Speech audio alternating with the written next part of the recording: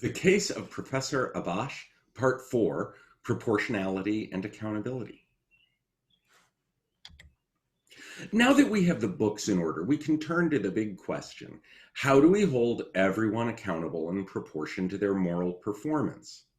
And remember, we evaluate moral performance with pretty much the same questions we ask about financial performance. We look at the books and we ask, how wisely did they use their assets? Did they live up to their liabilities and restrictions?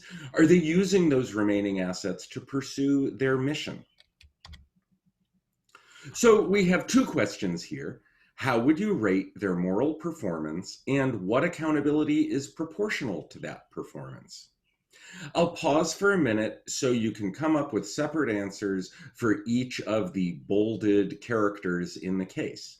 Professor Abash, Brad, who got the old solution, used it, and shared it with Carla, who also used it, and Dave, who blew the whistle.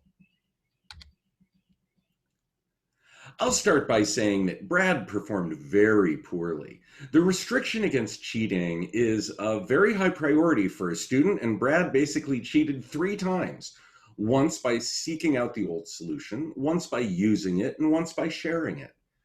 Carla cheated only once, but even that might be enough to fail her for the course. Dave's case is a bit trickier. The students will judge him poorly because he blew the whistle, and he had a restriction against doing that because it undermines solidarity. The faculty would judge him poorly if he didn't, because that would undermine academic standards. But remember, we converged those two societal standards to a federalized compromise that eliminated the student restriction against whistleblowing and the academic liability to do so. And instead, we're just left with other people, not Dave, facing a restriction against retaliation. So the map tells us that we don't really need to reward or punish Dave. Now, what about Professor Abash? Here I'm going to be pretty harsh. The power to hold students accountable is a big one, and in our converged standards, it comes with a liability to discourage cheating. He didn't do that.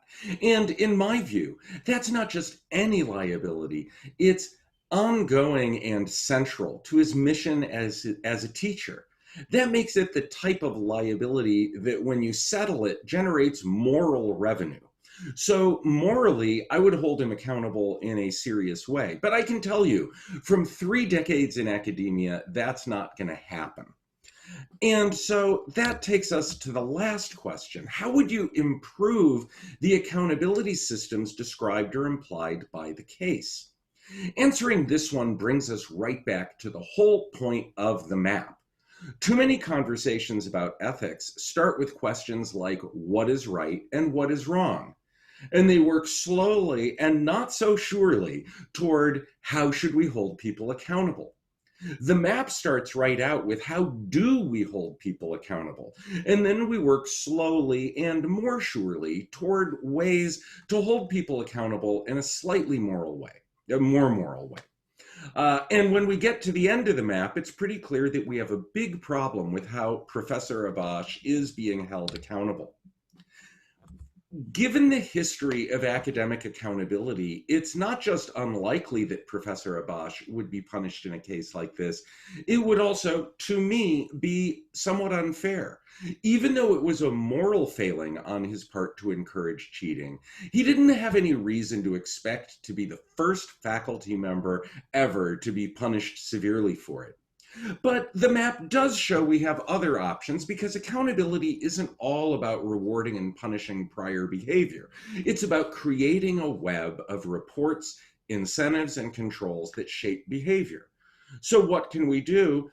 Going forward, we can make Professor Abash file reports on whether he plans to reuse any recent cases, and controls that make it hard for him to do that, like he needs to get approval.